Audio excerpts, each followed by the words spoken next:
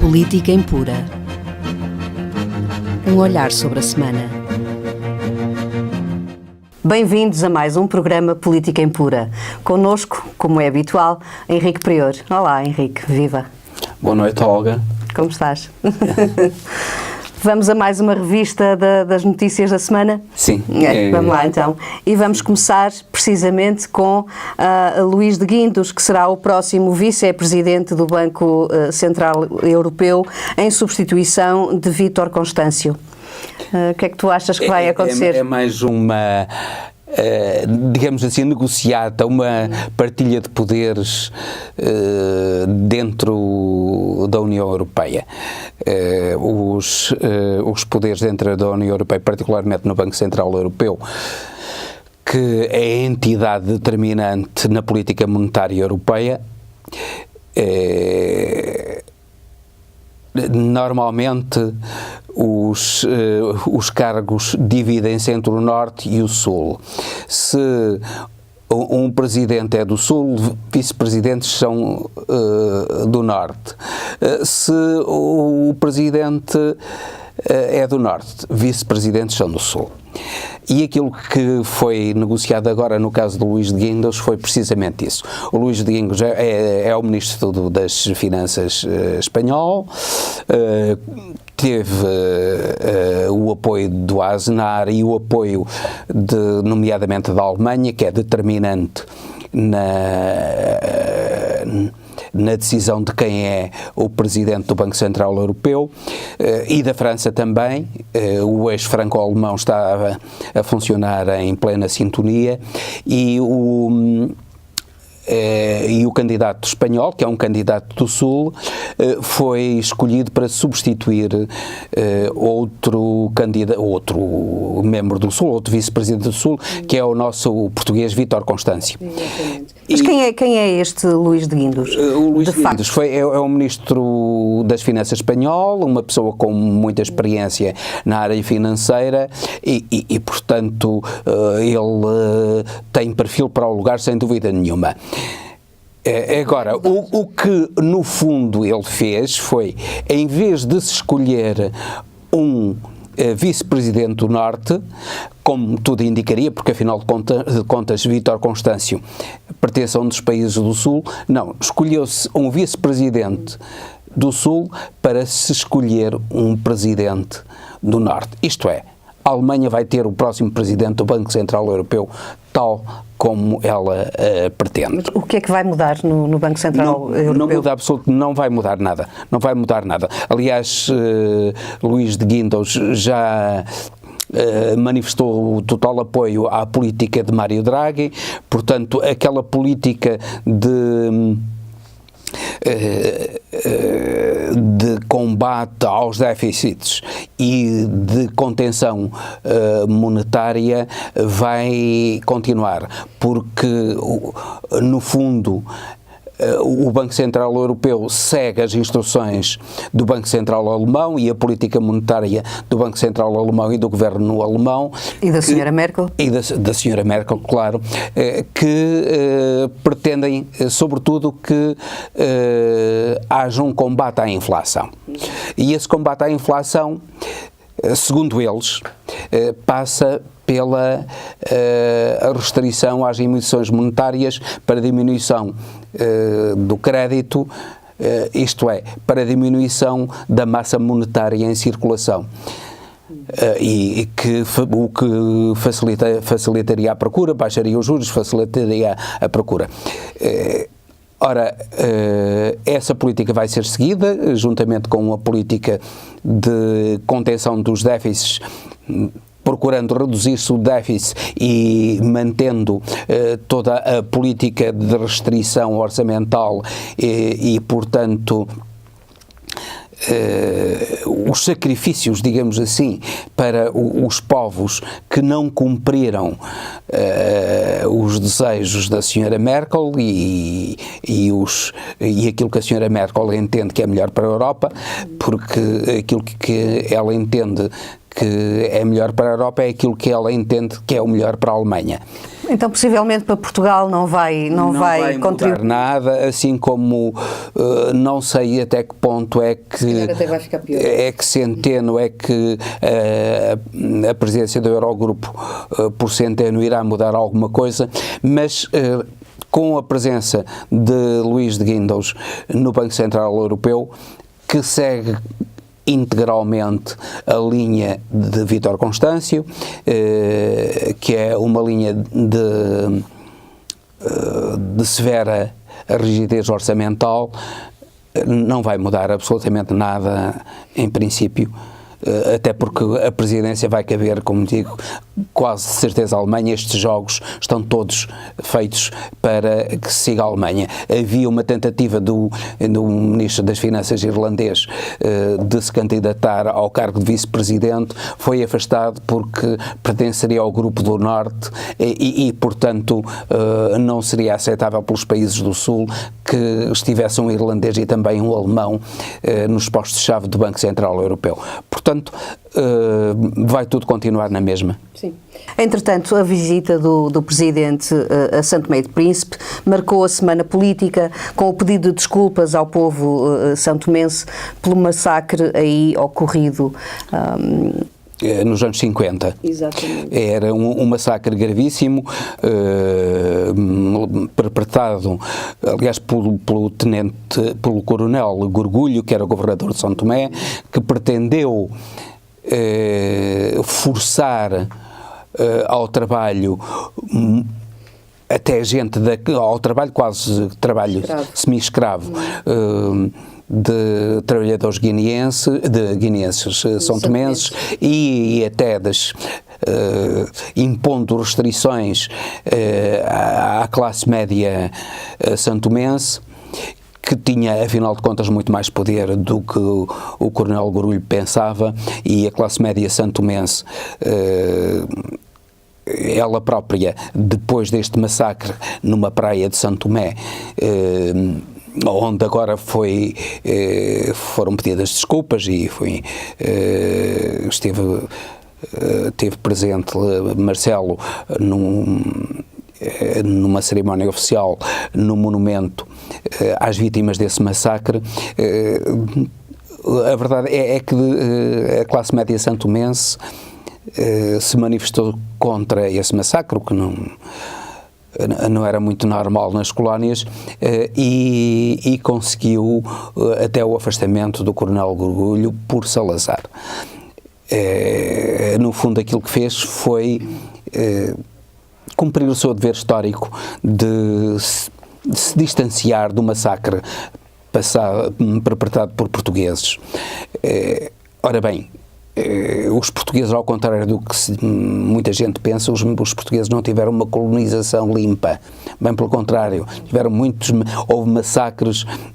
Vasco da Gama e Afonso de Albuquerque punham os corpos dos inimigos, dos soldados capturados vivos, inimigos, dentro das bombardas e faziam-nos explodir com as bombardas. Portanto, a colonização portuguesa não foi, embora não tivesse a violência de outras colonizações, nomeadamente a espanhola, a verdade é que não foi uma colonização limpa. E isto vem repor um pouco o assumir das responsabilidades históricas de Portugal por esse lamentável massacre. Por outro lado, correu muito bem a visita de Marcelo a São Tomé, preparou a ida de António Costa a São Tomé para fazer para estreitar a cooperação entre os dois países, e cada vez mais a cooperação de Portugal e São Tomé é importante, nomeadamente na área da medicina, por exemplo. A São Tomé beneficia altamente com a cooperação de Portugal. E esperamos que também nas áreas empresariais São Tomé comece a beneficiar mais da cooperação portuguesa, de investimentos portugueses lá, que façam, nomeadamente no turismo, que façam desenvolver a frágil economia santomense e permitam, através também da economia, estreitar os laços da lusofonia que bem precisam de ser estreitados pelos governantes do mundo lusófono. Sim.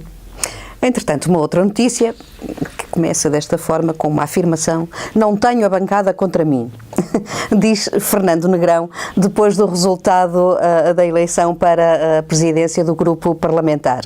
Isto foi o pior resultado dos últimos 16 anos. Eu não sei porque é que ele diz que não tem a bancada contra ele. É porque ele teve 35 votos favoráveis na sua eleição para presidente do grupo parlamentar do PSD nos 89 possíveis. E quantas abstenções? Pois, muitas abstenções, portanto 32 votos brancos e 21 nulos. Logo, a verdade é que Fernando Negrão parece não ser do agrado da maioria da bancada parlamentar do PSD. Talvez ele consiga no futuro acalmar as hostes, mas não deixa de ser algo de incomodativo para a liderança, para a futura liderança, que acaba por ser fragilizada com esta eleição.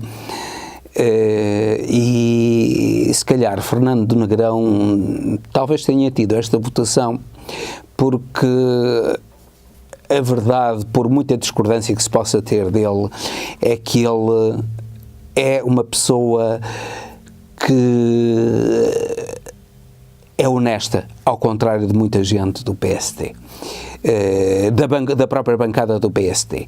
E certamente que muita gente na bancada do PSD não lhe perdoa a honestidade que se lhe reconhece. Pode ele não ter o jogo de cintura que se exige a um líder de uma bancada tão complexa como a do PSD, mas pelo menos a honestidade tem, e esperamos que essa honestidade seja um ponto importante para permitir determinado tipo de consensos que é necessário que o país tenha. Ainda recentemente houve alguns consensos, até alargados, até votações favoráveis, conjuntamente com o PSD e o próprio Partido Comunista e o Bloco de Esquerda, e desde que isso seja possível, é bom. E Fernando Negrão é um líder dialogável e dialogante. Muito bem. Entretanto, o Parlamento angolano aprovou esta quinta-feira o repatriamento de capitais existentes no exterior do país. Isto significa que também vão passar por Portugal. Também vão passar por Portugal. Há dinheiro cá em Portugal, pensa-se que sim, mas claro que o decreto-lei, a lei que foi aprovada no Parlamento angolano sob proposta da UNITA e que foi aprovada praticamente por unanimidade no Parlamento angolano, e cuja motivação foi o facto de se estar a terminar um período de perturbação, de grave perturbação na economia e na vida privada de muitas pessoas, que os levou a repatriarem ou expatriarem dinheiros para países como a Suíça e como paraísos fiscais, nomeadamente o Panamá e Portugal, além de tudo. Agora, segundo essa lei aprovada, agora acabou essa fase de perturbação, portanto há que fazer regressar o dinheiro à economia angolana, que bem precisa dele. Neste momento a economia angolana tem nomeadamente uma enorme falta de divisas, e a repatriação do dinheiro existente no estrangeiro é uma forma de os angolanos obterem divisas, reforçarem a economia e reforçarem a sua economia. Esperamos que o consigam e que a economia angolana, nomeadamente, por exemplo, restrições aos pagamentos a empresas portuguesas e a trabalhadores portugueses que trabalham em Angola, que essas restrições cessem e que os pagamentos possam ser retomados. É uma boa medida. Sim. Que esperamos que resulte. Sim. Entretanto, a China, por outro lado, ocupa posições económicas e financeiras cada vez mais fortes em Angola. Infelizmente Portugal não tem capacidade económica para financiar, nem os bancos portugueses têm capacidade económica, incluindo a Caixa Geral de Depósitos, para levarem a cabo o financiamento externo de que a economia angolana precisa e que o próprio governo angolano precisa. E, infelizmente, o Brasil também, que é uma grande potência económica, apesar de tudo, é uma grande potência económica, o Brasil, que poderia levar a cabo essa função, acaba por abdicar do papel que poderia desempenhar para com um país lusófono, um país irmão que é Angola, e deixa a China ser a grande financiadora, é óbvio, com enormes benefícios da economia angolana, da economia e do próprio Estado angolano. Dos cerca de 6 mil milhões de euros que o Estado angolano precisa de financiamento externo, neste ano, 3 mil milhões, isto é metade, são fornecidos pela China. Temos assim que metade do financiamento externo é da China e, portanto, a China acaba por ter um papel absolutamente decisivo. Controla já alguma grande empresa? Controla já um grande número de empresas e de atividades. A construção civil, nomeadamente, é controlada em grande parte pela China. E grande parte deste financiamento destina-se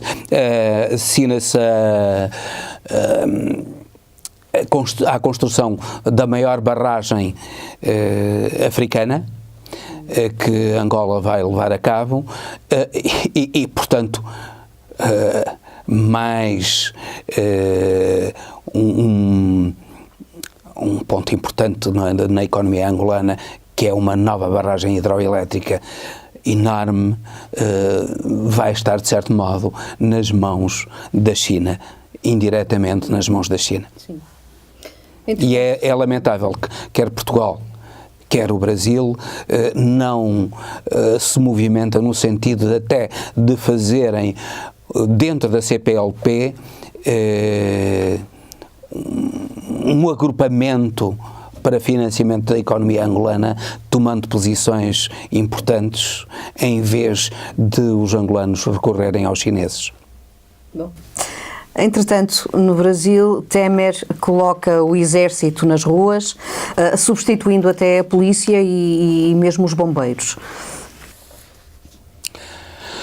Pois, é gravíssimo. Temer está numa parece que numa escalada de popularidade que vai quase até ao zero. Ele neste momento tem 3% de aprovação. Neste momento está com um problema muito grave, que é a alteração da idade da reforma, e ele pretende, por um lado, apagar os conflitos que a idade da reforma, com o aumento da idade da reforma, irá causar na população brasileira, e, por outro lado, pretende ganhar a popularidade que não tem, eventualmente na tentativa de concorrer no próximo ano às eleições presidenciais. Já não o conseguirá. Ele é um governante completamente desacreditado pela sua incapacidade, pela sua corrupção, e o que é grave é que com esta intervenção ele põe o exército nas ruas um pouco à maneira do golpe militar. Isto é um golpe, acaba por ser um golpe legal, que não tem fundamento. Não tem fundamento porque não houve, este ano, não houve substancialmente, nem no ano passado, houve um aumento substancial da violência no Rio de Janeiro.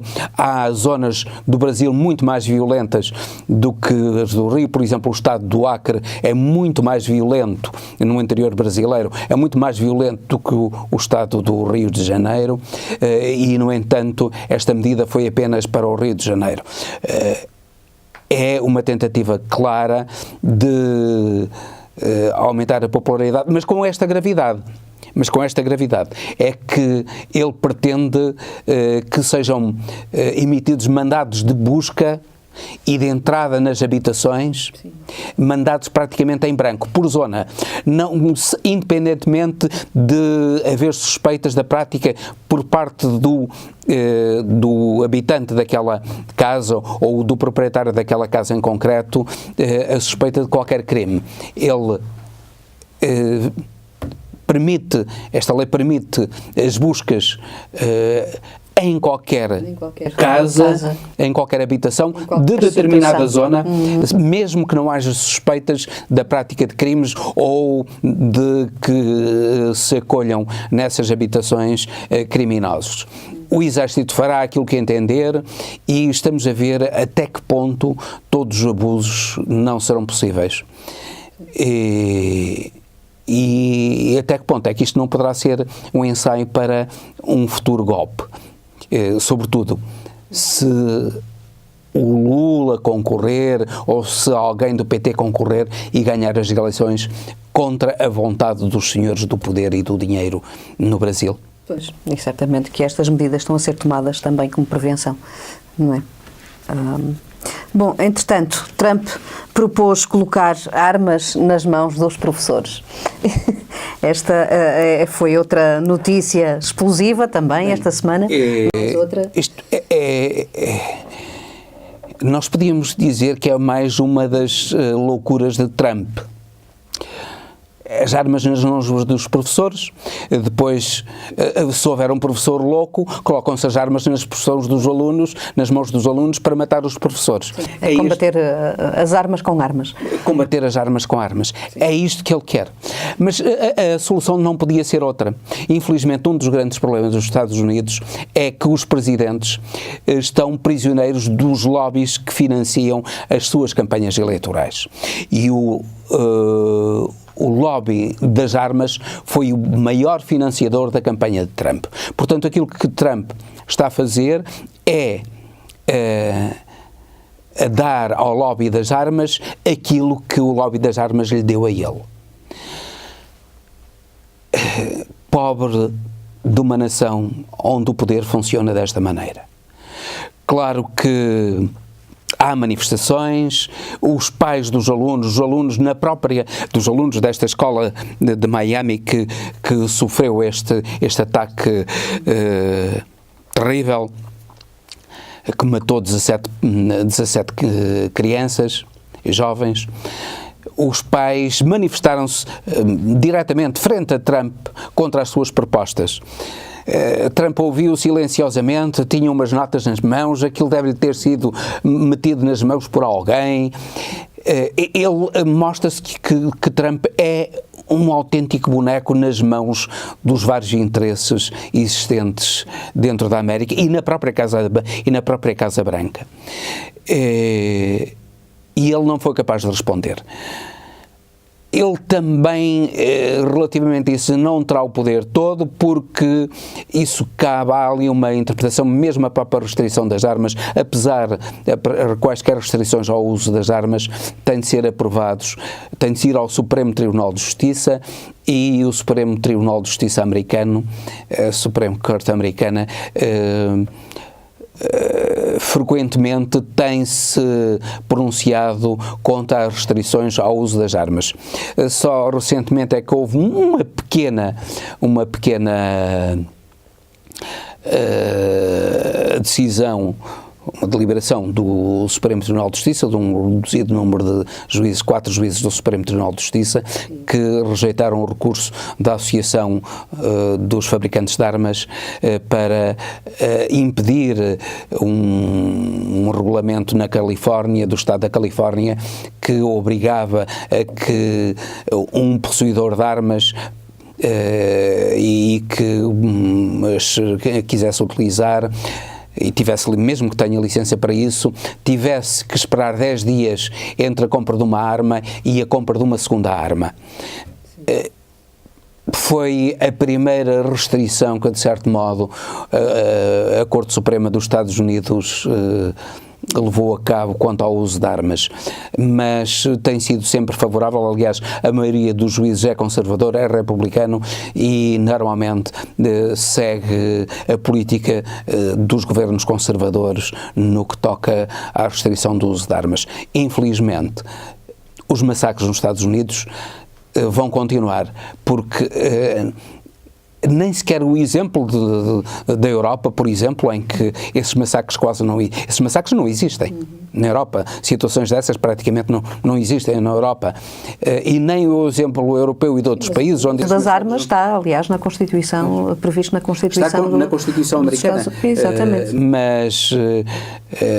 Mas isso não quer dizer que não se pudesse alterar. Claro. Não é? E não se vê-se alterar. Sim. A experiência tem sido demasiado trágica. Os interesses. São sobretudo os interesses dos fabricantes de armas que determinam que não haja uma interpretação diferente, até porque a própria lei constitucional, a todos têm direito ao uso de armas. Aquilo que a Constituição diz, a Constituição americana diz, a todos os americanos é reconhecido o direito à posse de armas. Ora bem, mas pode-se interpretar de uma maneira restritiva. A gente que tenha o mínimo de consciência social no uso das armas. A um louco vendem-se armas a um louco. É isso que a Constituição americana quis. É isso que os pais fundadores da nação americana quiseram. Certamente que não. Não queriam que se vendessem armas a um louco que matava a população. Certamente que não queriam. Isso está claro. É uma questão de interpretação também. Simplesmente, a interpretação mais favorável ao negócio das armas é aquela que tem sido adotada. E infelizmente vai continuar, porque tem indivíduos como o Trump e que apenas se interessam pelo dinheiro e não pelas vidas humanas a dominar o país. Sim. Bom, entretanto, os massacres na Síria, também esta semana, o que tens a dizer sobre as posições das Nações Unidas? Ora bem, as Nações Unidas vêm-se completamente incapacitadas, como se viram incapacitadas para impedir os massacres de Shatil e Sabra levados a cabo no Líbano, levados a cabo pelos israelitas nos anos 80. E, efetivamente, o governo de Assad está a levar a cabo autênticos massacres em zonas ocupadas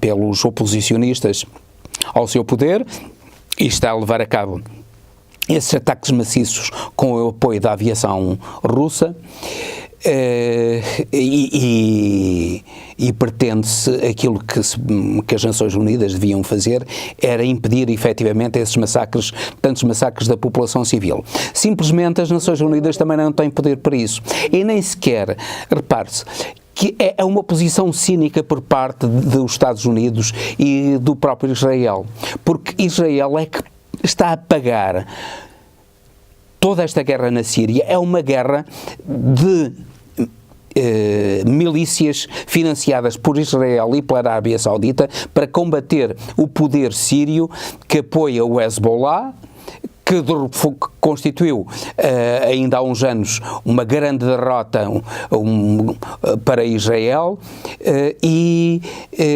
o poder do Irão. Ora,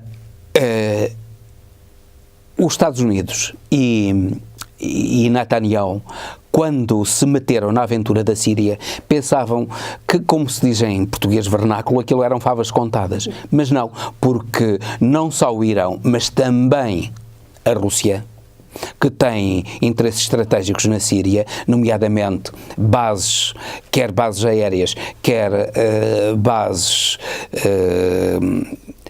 de navios na Síria, não estão interessados de modo nenhum em que seja Israel e a Arábia Saudita a ocuparem o seu espaço, de certo modo, aquilo que os geoestrategas dizem ser um espaço vital.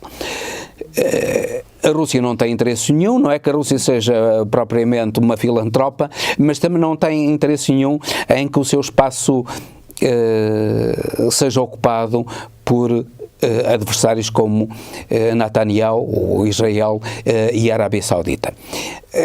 E Netanyahu neste momento está a ver-se numa encruzilhada, tanto mais que ele próprio. Ele que iniciou, ele que foi o autor de toda esta tragédia que tem acontecido no mundo árabe, que muita gente... A escalada da guerra na Síria, a tentativa de destruição de Assad, que não é mais que a tentativa de neutralização da Síria como opositor próximo de Israel, ele está a falhar e neste momento as vozes já se levantam contra ele, sobretudo a pretexto da corrupção.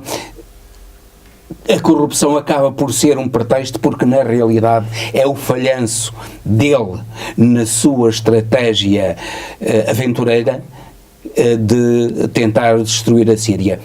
Ele falhou e isso pode ser terrível para o futuro e para a segurança de Israel. E do mundo. E do mundo, mas particularmente Israel. E a oposição israelita e os próprios, repare, são os próprios membros do partido de Netanyahu estão, e foi um seu colaborador íntimo que denunciou casos de corrupção, nomeadamente com a empresa de telecomunicações israelita. Eles estão a afastar-se, a demarcar-se de Netanyahu para que Netanyahu caia. E Netanyahu vai cair, e vai cair com estrondo, e será com o fim de Netanyahu, será o fim também da guerra na Síria e de todos os massacres na Síria. Sim. E ficamos hoje por aqui. Obrigada, Henrique. Obrigado eu, Olga. Até ao próximo Política em Pura. Até ao próximo Política em Pura.